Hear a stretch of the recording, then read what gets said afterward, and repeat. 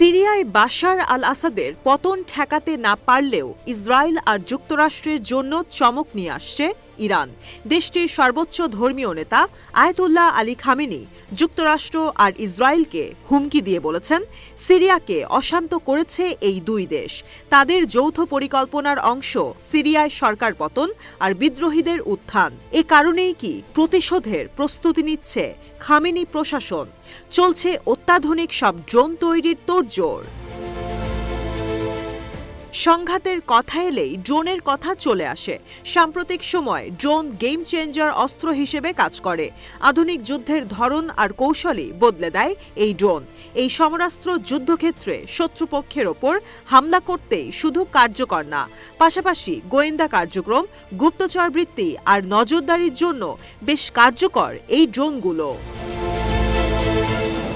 বিশ্বের কম বেশি সব দেশই অত্যাধুনিক বিধ্বংসী ড্রোন তৈরিতে কাজ করে যাচ্ছে, পাচ্ছে সফলতাও। একটা মাত্র দেশ সব প্রতিযোগিতার ঊর্ধ্বে চলে গেছে, অথচ পশ্চিমাদের সঙ্গে কূটনৈতিক সম্পর্ক এই দেশের তলানিতে। আয়াতুল্লাহ আলী খামেনির নেতৃত্বে অত্যাধুনিক সব সমরাস্ত্র তৈরিতে এগিয়ে যাচ্ছে ইরান। আন্তর্জাতিক নিষেধাজ্ঞার মধ্যেও ড্রোন তৈরিতে বিশ্বে অনন্য অবস্থানে তেহরান। বিভিন্ন সংঘাতে এখন পর্যন্ত বেশ ভালো কার্যকারিতা দেখিয়েছে তেহরানের ড্রোন। শাহেদ, আবাবিল, আরাশ, ফতরোস, মেরাজ আর মোহাজের দাপিয়ে বেড়াচ্ছে মধ্যপ্রাচ্য আর ইউক্রেন। আয়াতুল্লাহ আলী খামেনির নেতৃত্বে ইরান এগিয়ে যাচ্ছে দুর্বার গতিতে। এখন তেহরান তৈরি করছে গেম চেঞ্জার ড্রোন, বিশ্বের কাছে যেটি তুলে ধরবে তেহরান খুব শীঘ্রই। ইরানের ইসলামিক রেভলিউশনারি গার্ড কর্পস বলছে, নতুন এই ড্রোন তাক লাগিয়ে দেবে পুরো বিশ্বকে।